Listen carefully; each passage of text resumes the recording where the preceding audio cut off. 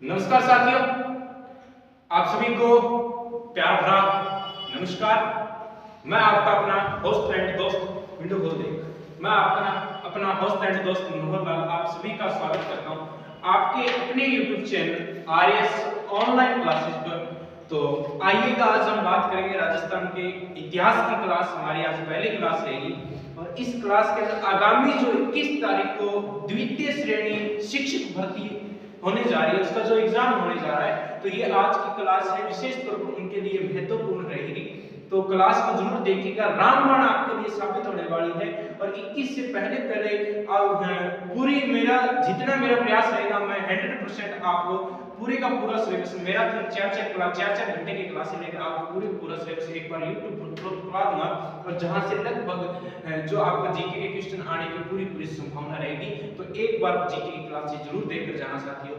तो आज हम बात करेंगे राजस्थान की सभ्यताओं के बारे में, जिसके अंदर आपकी सभ्यताएं देखी उनमें आज सबसे पहले हम राजस्थान की सभ्यता के बारे में हम चर्चा अच्छे तरीके से पढ़ने का प्रयास करेंगे। ठीक है जी, तो बने रहिए क्लास के एंड तक। चैनल को सब्सक्राइब जरूर करना है, वीडियो को लाइक एंड शेयर करना मत भूलिएगा। बाकी पढ़ाना मैं कौन भूलूं। चल आज आप क्या पढ़ाना, आज कुछ पढ़ाऊंगा सभ्यता। क्या पढ़ाना? सभ्यता पढ़ाऊंगा। तो सबसे पहले आपको देखना है कि मनुष्य सभ्यता कितनी प्रकार की, यानी कि हम पढ़ते हैं मुझे एक ताम्रयुगीन सभ्यता। कौन सी? कि एक हम पढ़ेंगे ताम्रयुगीन सभ्यता, एक हम पढ़ते हैं कांस्य युगीन सभ्यता कि बिल्कुल पढ़ते हैं, और एक हम पढ़ते हैं लोह युगीन सभ्यता। कि सर ये तो हमने नाम सुने हैं, कौन कौन से? कि एक तो ताम्रयुगीन, कांस्य युगीन, तीसरी की मैं बात करूं लोह युगीन सभ्यता। ये तीनों सभ्यता सर आपने नाम जरूर सुने हैं, पर हमें ये नहीं पता कि इनका नाम कैसे पड़ा था। ताम्रयुगीन क्यों बोलते हैं, लोह युगीन क्यों बोलते हैं, कांस्य युगीन क्यों बोलते हैं? तो सबसे पहले आज हम इसके बारे में चर्चा करेंगे। और आज जो हमारा टॉपिक रहने वाला है वो रहेगा राजस्थान की सभ्यता। राजस्थान की सभ्यता के बारे में आज हम जानेंगे। तो सबसे पहले हमारा पहला पॉइंट जो टू द पॉइंट हम बात करेंगे, जो एग्जाम के अंदर पूछे जाते हैं उनके बारे में मुख्य चर्चा करेंगे। सबसे पहले देखेंगे मनुष्य ने कौन सी धातु प्रयोग की थी। तो हम यहां लिखेंगे मानव द्वारा, दिखाई दे रहा है, मानव द्वारा सर्वप्रथम प्रयोग में ली गई धातु कौन सी थी।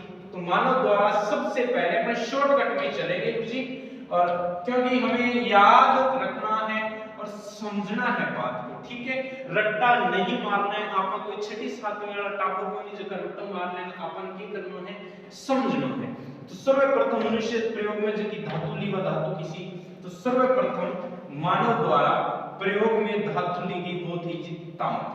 सबसे पहले मनुष्य कौन सी, ज्यादा बड़ो हो गए हैं तो अब क्या है, थोड़ा छोटो करके लिखना है। सर्वप्रथम मनुष्य ने कौन सी धातु प्रयोग में ली? सर्वप्रथम धातु का प्रयोग किया था मनुष्य ने। किस धातु का? तो जी तांबे। किस धातु का प्रयोग किया? तांबे का प्रयोग किया। तांबे के बाद हम बात करेंगे, तो तांबे के बाद दूसरी उसने धातु प्रयोग में ली थी किसी ही कि गुरुजी तांबे के बाद दूसरी जगह, यानी कि सर्वप्रथम जो उसने प्रयोग किया था वो धातु थी आपकी कौन सी? सर्वप्रथम जिस धातु का प्रयोग किया था ना मनुष्य ने, वो धातु थी आपकी तांबा। कौन सी? तांबा। दूसरे की हम बात करें तो दूसरा हमारा जो मनुष्य ने दूसरी बार जो धातु प्रयोग में ली थी, मानव द्वारा सर्वप्रथम धातु का प्रयोग किया गया। किस धातु का? तो हम लिखेंगे तांबे का। दूसरी बार मनुष्य ने प्रयोग किया था, यहां हम लिख सकते हैं दूसरी बार प्रयोग। मनुष्य ने दूसरी बार जिस धातु का प्रयोग किया था वो धातु थी आपकी कांसा। क्या भाई? तो कांसा। पर्सन देखो टू द पॉइंट ही बनेगी, ज्यादा अपने बातें नहीं पढ़नी है। वैसे तो किताबों के अंदर बहुत ज्ञान दिया हुआ है और ज्ञान अनंत है, जितना ले सकते हो उतना ले सकते हैं, पर अपने जो बातें पढ़नी जो एग्जाम में पूछी जाएगी वही बातों पर फोकस ज्यादा रखना है। मानव द्वारा सर्वप्रथम धातु कौन सी प्रयोग में ली गई? तो हमारा राइट ऑप्शन क्या जाना चाहिए? वो जी सबसे पहले मनुष्य ने तांबे का प्रयोग किया। तांबे के बाद उसने क्या प्रयोग किया? तांबे के बाद जस्ट उसने कांसे का प्रयोग किया, यानी कि एक कांसा। कांसे के बाद 3 नंबर पर हम बात करेंगे, तीसरी बार उसने प्रयोग किया था लोहे का। किसका? तीसरी बार उसने प्रयोग किया लोहे का। पहली बार तो उसने किसका? तांबे का। दूसरी का बात है कांसा, और तीसरी बार हम प्रयोग करेंगे, तीसरा कौन सा हो गया था? लोहा। यानी कि तीनों वस्तुओं का उन्होंने, तीनों धातुओं का अलग अलग प्रयोग किया था। इन्हीं धातुओं के प्रयोग के आधार पर अपने किसका विकास हो गया? सभ्यताओं का विकास हो गया। किनका विकास हो गया?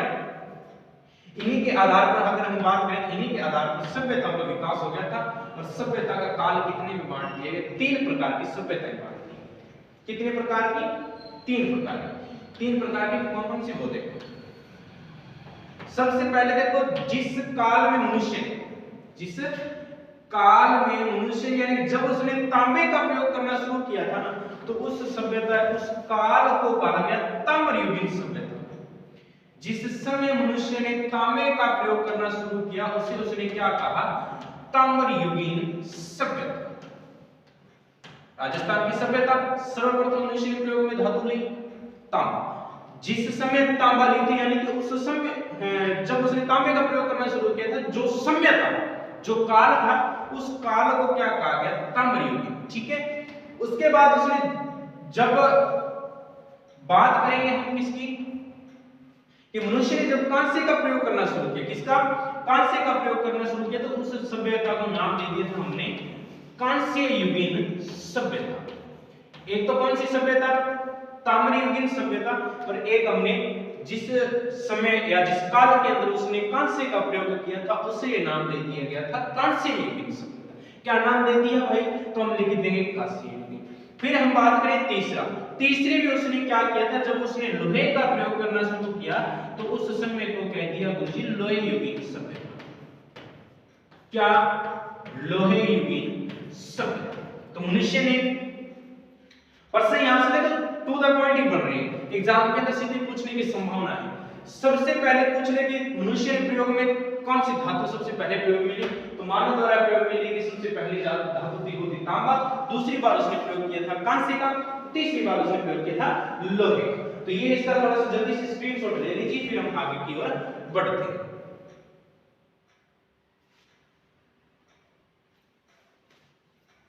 अब चलो, अब हम आगे बात करें,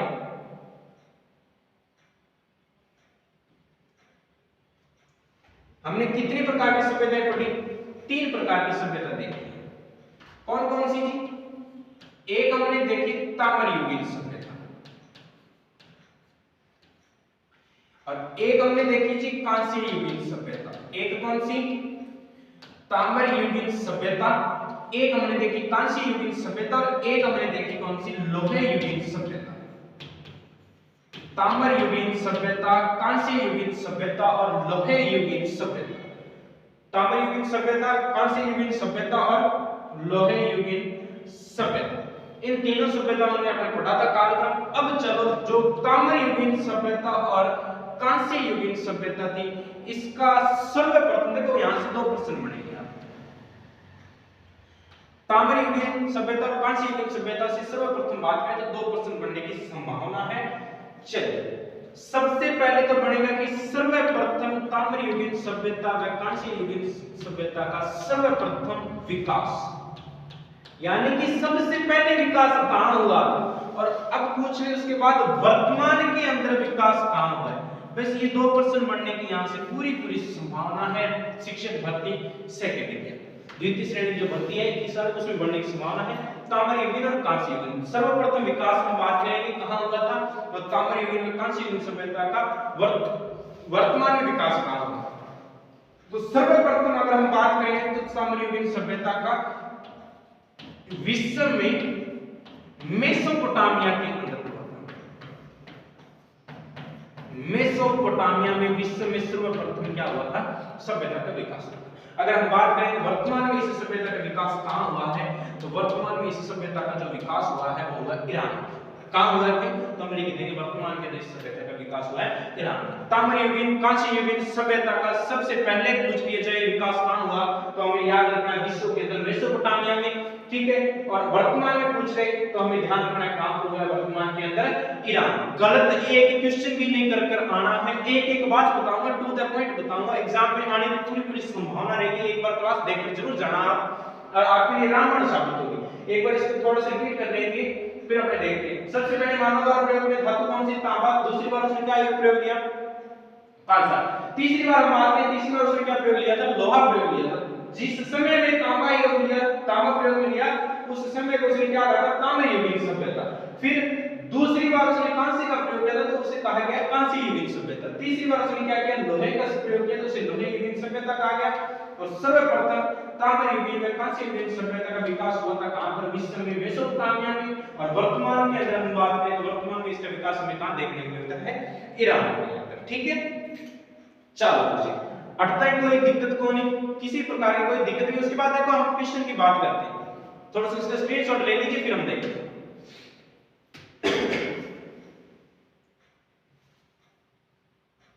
चलिए स्क्रीनशॉट ले लिया होगा। अब हम बात करते हैं नेक्स्ट कि सर्वप्रथम हम बात करें विश्व में, हमने पढ़ा था कहां पर इसकी खोज की गई सर्वप्रथम विश्व में। वर्तमान के अंदर देखा जाए तो अपना हो जाएगा ईरान के अंदर। और सर्वप्रथम विकास की बात करें तो कहां हो गया था, मेसोपोटामिया में। अब हम बात करते हैं भारत में सर्वप्रथम विकास या खोज। भारत में सर्वप्रथम खोज, भारत में अगर देखा जाए सर्वप्रथम खोज किसने की थी भाई, तो ध्यान रखना भारत में सबसे पहले खोज करने का जो काम किया था वो किया था दयाराम साहनी। भारत में सर्वप्रथम खोज करने का काम किसने किया, तो दयाराम साहनी ने भारत के अंदर सर्वप्रथम सभ्यता खोज का काम किया। दयाराम साहनी भारत में सर्वप्रथम सभ्यता खोज का काम किसने किया था, तो किसने किया था, दयाराम साहनी। ठीक है, अब चलिए गुरुजी इन्होंने सबसे पहले दयाराम साहनी ने खोज करता, तो ध्यान रखना भारत में सभ्यता का सर्वप्रथम खोज करता दयाराम साहनी को कहा जाता है। इन्होंने खोज की थी तो कब की होगी खोज, तो ध्यान रखना 19वीं शताब्दी, 19वीं 20वीं शताब्दी हम कह सकते हैं, 19वीं 20वीं शताब्दी। अगर एग्जैक्ट हम बात करेंगे तो इन्होंने खोज किया था कब तक, 1921-22 ईस्वी में इन्होंने सर्वप्रथम खोज किया था। भारत में सर्वप्रथम खोज दयाराम साहनी ने सर्वप्रथम क्या किया था, खोज की थी। यानी भारत में सर्वप्रथम सभ्यता का खोज करता दयाराम साहनी को कहा जाता है। 1920वीं शताब्दी की इन्होंने खोज की थी। 1921-22 के अंदर अगर हम बात करें 21-22 ईस्वी में इन्होंने क्या की थी, सर्वप्रथम खोज की। 21-22 के अंदर इन्होंने सर्वप्रथम खोज की। अब प्रश्न क्या आया कि सर इनके द्वारा खोजा गया सबसे पहले इन्होंने किस चीज की खोज की थी, यानी कि कौन सी सभ्यता थी। ध्यान रखना सबसे पहले इन्होंने सिंधु घाटी सभ्यता की खोज की थी। सिंधु घाटी सभ्यता, सिंधु घाटी सभ्यता की इन्होंने क्या की थी, सिंधु घाटी सभ्यता की खोज की। गुरुजी प्रश्न यहां से यही बनने की संभावना है, बाहर प्रश्न नहीं जाएगा, टू द पॉइंट ये बात करेंगे। एक एक चीज बताऊंगा जहां से एग्जाम में आने वाला है।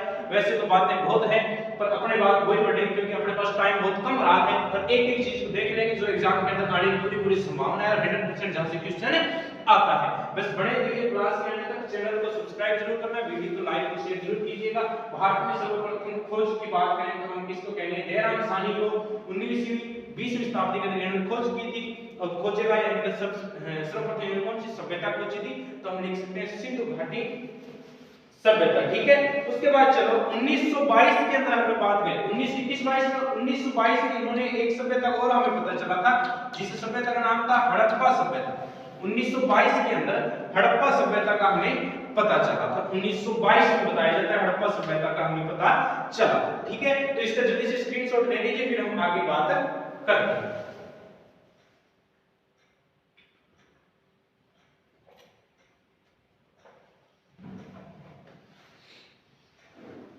अब हम बात करें भारत में सर्वप्रथम खोजी गई सभ्यता कौन सी, तो सिंधु घाटी सभ्यता। सिंधु घाटी सभ्यता देखिए, सिंधु घाटी सभ्यता टू द पॉइंट की बात करेंगे, ज्यादा अपने बातें नहीं करनी है, जो एग्जाम में पूछी जाएगी उन पर बात करनी है। बार बार ये बात बोल रहा हूं कि जो चीज एग्जाम में आने वाली है उन्हीं चीजों के बारे में हम चर्चा करेंगे, एक्स्ट्रा आपने पढ़ने की आवश्यकता नहीं है। तो सबसे पहले हम बात करेंगे सिंधु सभ्यता के निर्माता किन्हें माना जाता है, तो ध्यान रखना सिंधु सभ्यता के भारत में निर्माता माना जाता है द्रविड़। सिंधु सभ्यता के निर्माता किन्हें माना जाता है भारत में, तो याद रखना सिंधु सभ्यता के निर्माता भारत में किन्हें कहा जाता है, द्रविड़ को कहा जाता है। सिंधु घाटी सभ्यता को भारत में नगरीय क्रांति भी कहा जाता है। भारत में सिंधु घाटी सभ्यता को अगर बात करें तो भारत में क्या कहा जाता है, भारत में प्रथम नगरीय क्रांति भी कहा जाता है। भारत में प्रथम नगरीय क्रांति भी कहा जाता है।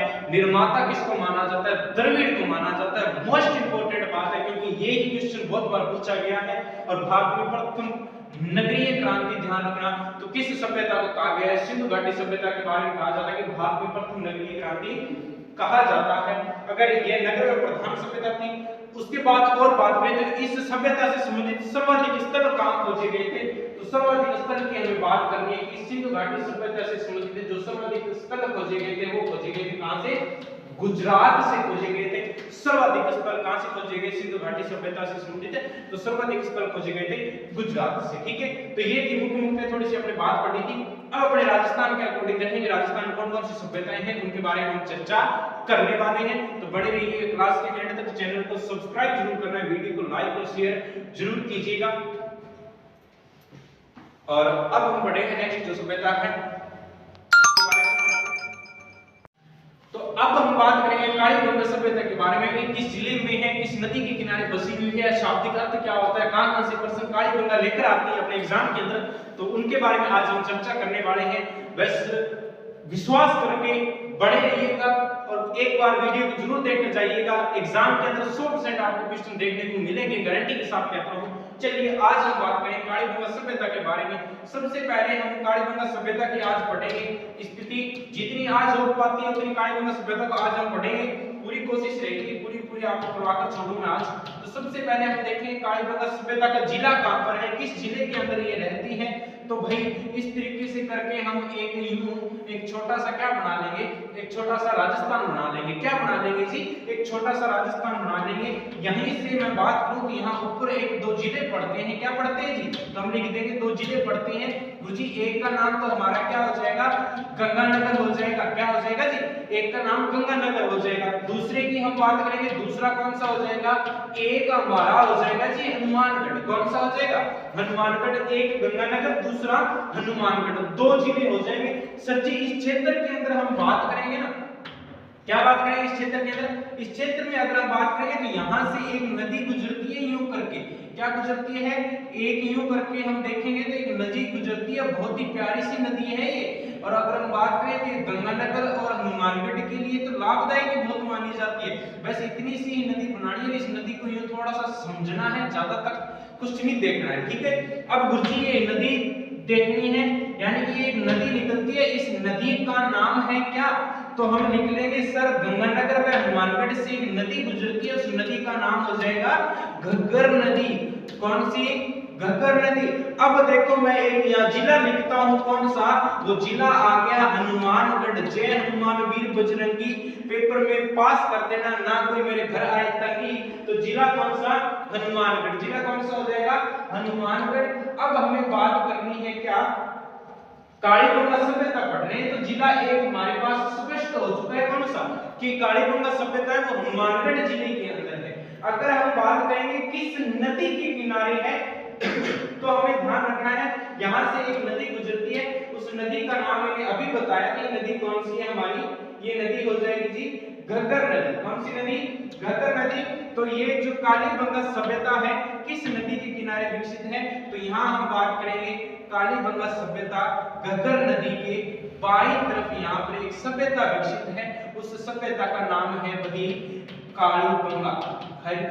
बोलते हैं ना कालीबंगा कहां पर स्थित है, किस नदी के किनारे है, तो हमें याद रखना है किस नदी के किनारे है, कालीबंगा सभ्यता घग्गर नदी के किनारे। किस जिले में है, बात करेंगे हनुमानगढ़ जिले के अंदर। किस जिले में है, तो हनुमानगढ़ जिले में। दो बातें आपको स्पष्ट हो चुकी है यहाँ से। उसके बाद चलिए अब हम बात करते हैं, देखो यहाँ से प्रश्न पूछेगा कि ऐसे नहीं पूछेगा कि कालीबंगा किस जिले में, ये तो ज्यादातर कम पूछा जाता है।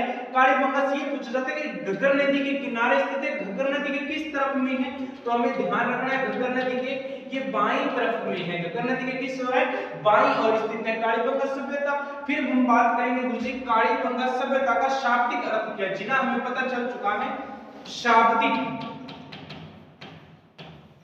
अब हमें ये याद रखना। वैसे मेरे को देख लो, मैंने हाथ में क्या पहन रखी है, मैंने हाथ में जिस तरीके से ब्लैक कलर की घड़ी पहन रखी, तो आपको याद रखना है कि काली काली चूड़ियां, काली का मतलब, काली बंगा का मतलब होता है चूड़ी। तो मैंने हाथ में क्या पहन रखी है, आपको याद ये रखना है कि जिस दिन हमें काली बंगा करवाई गई थी, उस दिन सर ने हाथ में काली चूड़ियां पहन रखी थी, यानी कि जो काली खोज है वो एक चूड़ी के समान। तो याद रखना है काली बंगा का मतलब क्या हो जाएगा, शाब्दिक अर्थ की बात करेंगे तो काली चूड़ी। काली बंगा का शाब्दिक अर्थ क्या हो जाएगा, काली चूड़ियां हो जाएगा। ये विशेष तौर पर अपने को ध्यान में रखना है, और ये बात आपके लिए रामबाण साबित होने वाली है। क्लास भी साबित होगी, और ये जो शाब्दिक अर्थ वाला प्रश्न है ये भी आपके लिए साबित रामबाण साबित होने वाला है, क्योंकि यह बहुत बार पूछा गया है सेकंड ग्रेड भर्ती के अंदर। और काली बंगा सभ्यता किस नदी के किनारे है, तो हमें ध्यान में रखना है घग्गर नदी के किनारे है। जिला हमारा हो जाएगा हनुमानगढ़। ठीक है, तो जल्दी से इसका स्क्रीनशॉट लीजिए, फिर हम आगे की ओर बढ़ते हैं। अब चलो हम बात करते हैं इस घग्गर नदी के बारे में। यूं करके एक छोटी सी घग्गर नदी बना लेते हैं अपने, इया करके इया करके इया करके एक इया करके एक छोटी सी नदी बना लेते हैं, जिसका नाम होगा घग्गर नदी। क्या नाम होगा, इस तरीके से हम करके एक नदी बना लेते हैं, इस तरीके से। इस नदी का नाम है जी क्या, घग्गर नदी। कौन सी, घग्गर नदी। इस तरीके से ये हमारी हो गई जी घग्गर नदी। और घग्गर नदी के बाईं तरफ हम बात करेंगे तो यहाँ पर एक सभ्यता, उस सभ्यता का नाम है काली बंगा सभ्यता। काली बंगा का शाब्दिक अर्थ होता है काली चूड़ियां, काली चूड़ियां। अब देखो इसको याद रखना है, कैसे कैसे याद रखना है, एक छोटी सी कहानी के माध्यम से हम इसको समझने का प्रयास करेंगे। जितना मेरे को होता है उतना मैं आपको तुरंत ये याद करवाने का प्रयास करूंगा। चलिए, काली चूड़ियां को देखो। दो व्यक्ति थे, एक का नाम था काछवा और एक नाम थी काछी। क्या नाम थे, एक था काछवा एक थी काछी। दोनों को समझना है बात को, ठीक है। अब देखो काछवा काछी की कहानी के माध्यम से हम इस काली बंगा सभ्यता को पढ़ने का प्रयास करेंगे। अब काछवा देखो, काछवा था एक नशेड़ी व्यक्ति। काछवा क्या था, एक प्रकार का नशेड़ी व्यक्ति था। अब देखो काछवा नशेड़ी था तो काछवी परेशान थी उससे, और इसको पैसे नहीं देती थी। एक दिन बैठे बैठे उसने क्या किया, काछवी को 1951 रुपए दे दिए। कितने रुपए दे दिए, काछवी ने काछवा को 1951 रुपए दे दिए। कितने दिए, 1951 रुपए काछवा को दे दिए। हाँ, कितना रुपये दे दिया, 1951। चला इसे होती है कितने रुपये दे दिए, देखो ठाकुर हंसना है, कितने रुपये दे दिया, 1951 रुपया दे दिया। नहीं तो हम 8 लिख लेगा, 1951 रुपया दिया। किन, काछवी काछवे। अब काछो जो की हो कि वो नशेड़ी हो, बड़ के करे जानता ही अमल ले लियो, और अमल का सागर के खा लियो। घोष जानो यानी कि मांसाहारी बदल जगह, अमल का सागर बन के करियो घोष खा लियो। यानी कि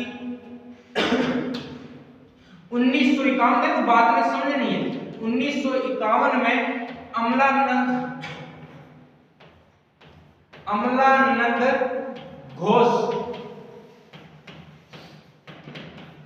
अमलानंद घोष ने इसकी क्या की, खोज की थी। 1951 में काछवे ने क्या किया, अमल खाया। अमल खाने के बाद में आनंद आया, आनंद आने के बाद में उसने घोष खाया। यानी कि 1951 में काछवी घराड़ी रुपये दिया, अमलानंद घोष। अमल खाने के बाद आनंद आया, आनंद आने के बाद उसने घोष खाया। 1951 में अमलानंद घोष अपने को याद हो जाएगा। चल, सर्वप्रथम बताया किसने था, यानी कि सर्वप्रथम किसने बताया था, ध्यान रखना। एक व्यक्ति थे जिनका नाम था एलपी टेस्टिटोरी।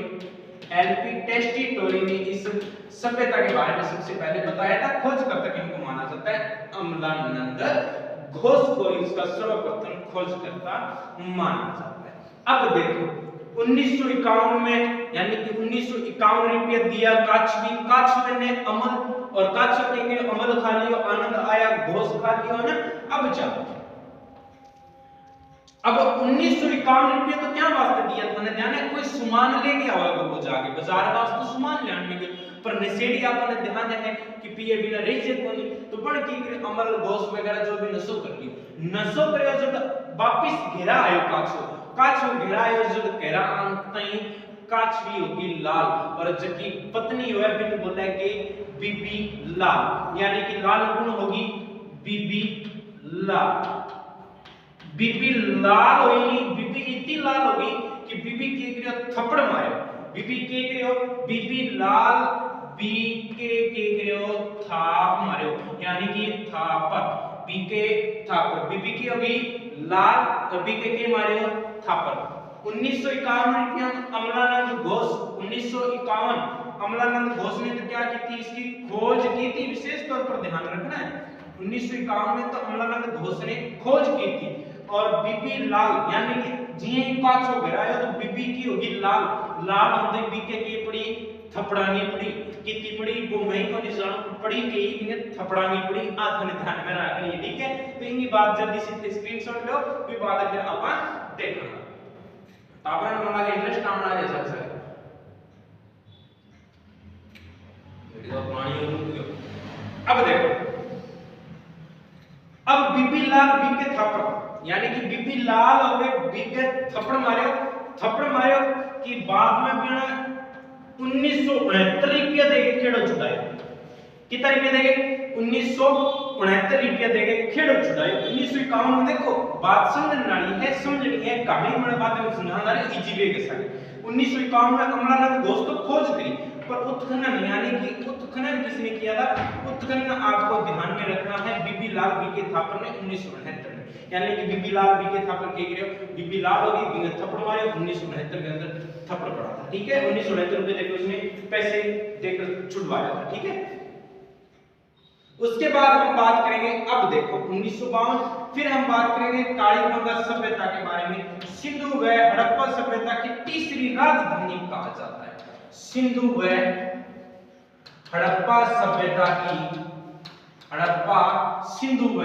हड़प्पा सभ्यता की तीसरी राजधानी भी कहा जाता है हिंदू व हड़प्पा सभ्यता की तीसरी राजधानी भी इसको कहते हैं किसे कहा जाता है तो राइट ऑप्शन हो जाना चाहिए किसको कालीबंगा सभ्यता को सिंधु व हड़प्पा सभ्यता की तीसरी राजधानी भी इसे कहा गया है उत्तर गलत नहीं होना चाहिए अगर उत्तर गलत हो गया तो हिसाब लगा लेना घर वाले जीने नहीं देंगे क्योंकि मुसीबतें बहुत हैं उन्होंने घर वालों को पूछ कर देखना एक बार उनकी हालात क्या होती है अगर आपको 100 रुपए करना 100 रुपया भी चाहिए ना आपको कॉल ही करनी पड़ती है कि सर मुझे 100 रुपया चाहिए पर वो पिताजी जाने वो आपकी माताजी जाने वो भाई जाने या वो बहन जाने वो जो 100 रुपए कहां से कमा कर लाती है तो उस पैसे की अहमियत रखिएगा और जब कर तैयारी कीजिएगा सिलेक्शन जरूर देना है हमें इस भर्ती के अंदर ठीक है तो चलिए मैं भी वेट करूंगा कौन कौन आता है सिलेक्शन देकर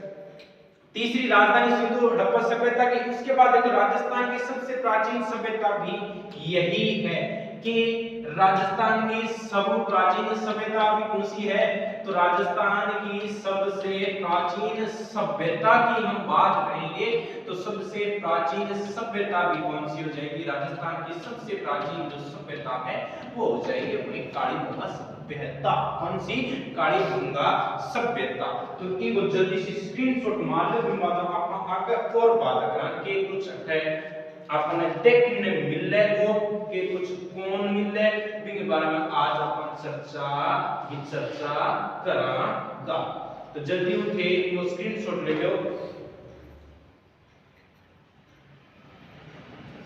अब चलो हम आप बात करांगे किन बारे में कि गुरुजी अठे के आपने देखने मिल गया आपने एक नदी कह लेना दोबारा छोटी सी ताकि समझने में कोई दिक्कत ना आवे पूरी बात एक अच्छे तरीके से आपने की होगी एक प्यारी सी घग्गर नदी अब देखो ये बात नहीं याद किया रखनी है ठीक है देखो घग्गर नदी किया में थाने याद करवाना लगे फिर भी ठीक के माध्यम थाने पढ़ा दूंगा टेंशन ना लीजिए ठीक है अब आप मेन बात देखेंगे अटे की कुछ आपने दिखने मिला यानी कि पूरा पेटी आप छोटे ही बोलते रहे के देखागा कि शाबाश प्रमुख अजीब हो गए चलो चार से चला रहे प्रमुख साक्ष्य कौन कौन से अपने को देखने को मिलते हैं उनके बारे में आज हम चर्चा करेंगे, ताकि तब तक बने रहना जाने देंगे। ठीक है, प्रमुख साक्ष्य की हम बात करेंगे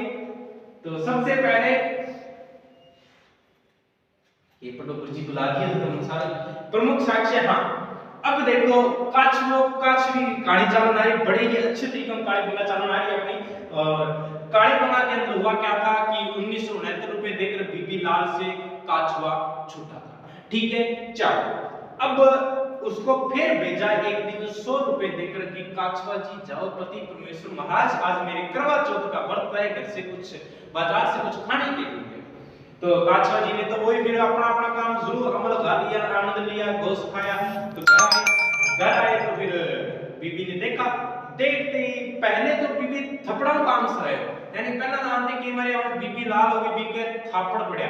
पर अब की बार में बैठा है के पड़ो गुरुजी, अब की बार में कोई तो षड्यंत्र ही रच लो, यानी कि हमें प्रमुख साक्ष्य की बात कर रहे हैं। बीबी लाल यानी बीबी एक थप्पड़ पड़े के थप्पड़ कौन पड़े, बीबी आपकी बात पड़े बेलन के पड़े बेलन। आप ले गुरुजी बेलना का तंदूर कट मिला ए याद रखना, अपन काछी कम ध्यान रखनी है, अपन के याद रखना है बेलना का तंदूर ज्यादा देखना है। ठीक है, तो यानी कि काछो के पड़े गुरुजी बेलन पड़े जो 300 साक्ष्य मिलियो, बेलना का तंदूर का साक्ष्य अपने कठिन देखने मिलेगा। तो बेलना का तंदूर का साक्ष्य कितना, तो आप बता देना काले।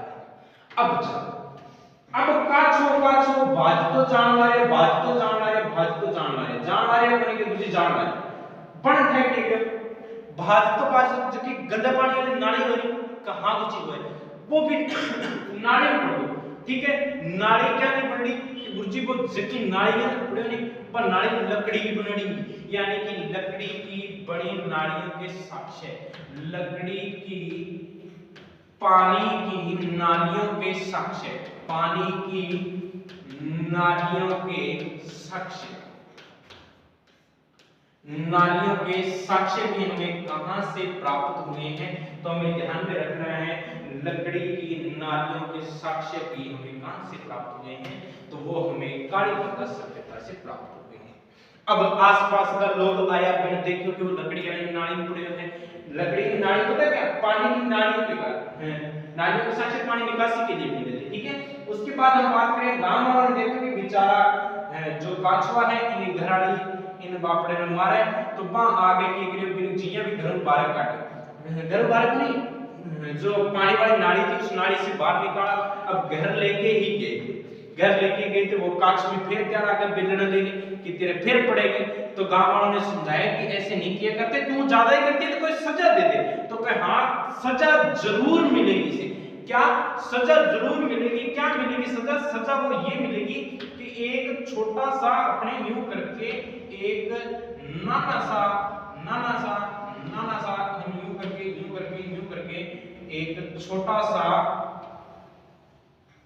गुरुजी ये सजा जरूर मिलेगी उसे, सजा ये मिलेगी कि उसको खेत के अंदर जुताई करनी पड़ेगी। क्या करनी पड़ेगी, खेत में जुताई करनी पड़ेगी। इस तरीके से जुताई यूं करके इतो पसीनो कटाए पाछवे को कि यानी कि डबल खेती करवाई गई। तो सीधी सी बात रखो, एक याद रखनी है कि दोहरे जुते हुए खेत के साक्ष्य, दोहरे जुते हुए खेत के साक्ष्य, जुते हुए खेत के साक्ष्य कहां से मिले हैं, तो हमें याद रखना है दोहरे जुते हुए खेत के साक्ष्य जो मिले हैं वो मिले हैं कालीबंगा सभ्यता से। तो यहाँ तक बात आपको समझ में आ गई होगी। पहला तो के पड़े मिले बेलन पड़े, यानी कि बेलनाकार तंदूर मिले मुझे, फिर बाद में लकड़ी की पानी तंदूर है बेलन पड़े पड़ता है वो भाजते हैं, लकड़ी वाली नाली मिल गई, गंदा पानी वाली तो लकड़ी की पानी की नाली मिली है जिससे यानी पानी निकालने के साक्ष्य। ठीक है, फिर बाद में सजा के लिए 2 बार खेत जुतवाए यानी कि दोहरे जुते हुए खेत की हमें क्या मिले हैं, यहाँ से प्रमुख साक्ष्य मिले हैं। अब देखो फिर आके करियो बेचारे ने समझाण भी, यानी कि केठा कोई देवता की ही नाव है। कई बार आपने कि राजस्थान के अंदर बेमी लग जाता है तो आप ये सोचो कोई देवता की नाव है, दिन वास्ते आपको पूजा पाठ करवा ले, पूजा पाठ करवाए जब कम 7 बार यज्ञ करवाए। कितनी बार? 7 बार यज्ञ करवाए, यानी कि 7 अग्नि कुंडियां या हवन कुंड, अग्नि कुंड के साक्ष्य, 7 अग्नि कुंड के साक्ष्य भी यहां से प्राप्त हुए। कितने? 7 अग्नि कुंड या हवन कुंड के साक्ष्य भी हम लिख सकते हैं। तो यहां तक हो चुका है, जल्दी से इसका स्क्रीनशॉट ले लीजिए, फिर हम बड़े आगे शुरू और करते हैं। अब चलो, अब यहां से थोड़ा सा बात और देख लेना, और भी अपने कोई पूछी दे तो थोड़ी बहुत कि सिंधु घाटी से किधर दोहरे जुते हुए खेत के साक्ष्य मिले, तो मुख्यतः गेहूं एवं जौ फसल के साक्ष्य मिले, यानी कि गेहूं और जौ इनसे बुआई करवाई गई थी। ठीक है, 7 अग्निकुंड के साक्ष्य मिले हैं। ठीक है जी, अब चलो, अब देखो 7 अग्निकुंड के साक्ष्य मिले, फिर भी समस्या बहुत आई बेचारे के सामने। इतिहास आप देखना, थोड़ी पढ़ते चलेंगे उसको। ठीक है, इतनी समस्या आई बेचारे के सामने कि 7 हवन कुंड कराने के बाद, यानी कि यज्ञ कराने के बाद भी वो नहीं सुधरा, और काछु ने एक दिन बेचारे की इतनी जोर से पिटाई की, तो इतनी जोर से पिटाई की कि उनका मकान बना हुआ था कच्ची ईंटों का, मकान बना हुआ था कच्ची ईंटों का, वो कच्ची ईंटों का मकान उनका नीचे आ चुका था। तो अपने को याद रखनी है, मकान किस ईंटों से? कच्ची ईंटों से बने हुए थे। मकान किस ईंटों से बने हुए थे? तो कच्ची ईंटों के मकान थे, यानी कि कच्ची ईंटों की दीवार है, गांव के बाहर में साइड पर दीवार नीचे आगे पड़ गई, कच्ची ईंटों के साक्ष्य। ठीक है, बाद में देखो, और अब कच्ची ईंट यानी कि गांव की मकान है, मकान में कच्ची ईंटा है, कच्ची ईंटा मकान नीचे पड़ गयो, यानी कि इसी अपन बात की फोकस पर ज्यादा ध्यान में देना है। बेटी के बाप जान को उंगली अठी रहना पड़ती, यानी कि मकान कच्ची ईंटों के बने हैं, ये बात विशेष तौर पर ध्यान रखनी है। अब देखो, सपोज करो, एक बात सोचो कि आप कोई दीवार के पास और आंट जाम थने देखे थने किसो लागे मैं कुछ जिसो सोए, तो आई का ऐसा कर गई, यानी कि बठे जगह घर में सारे, यानी कि सड़का सामने की जगह मकान के सारे बे मकान बे सड़का समकोण की, यानी कि आन तो जानता हुई काछ ने देख तो देखो भाई किसी की लुगाई आई है बेचारे कुछ टूटे है कि तो कुछ टूटे, यानी कि आने जाने वाले सब उसको देखते थे। सड़कें आपस में काटती थी, यानी कि सड़कें समकोण सड़कें लिख सकते हैं, समकोण सड़कें आपस में काटती थी, समकोण सड़कें आपस में काटती थी। तो यहां तक बात नोट कर लेना था, यहां तक बातें इस तरीके से समकोण सड़कें आपस में काट रही थी, तो यहां तक बात नोट कीजिएगा। बिम बाद में आप जकी भी कार्यक्रम सभ्यता के अंदर मुख्य बातें हैं वे आप काले की क्लास में पढ़ाऊंगा। आज की क्लास थाने किसी की लगी मन जरूर बताइयो, और चैनल ने सब्सक्राइब जरूर कर लियो, और वीडियो ने लाइक शेयर करना ना भूलियो। जमीर जिंदा रख कबीर जिंदा रख, वो कहते हैं ना कि जमीर जिंदा रख कबीर जिंदा रख, सुल्तान भी बन जाए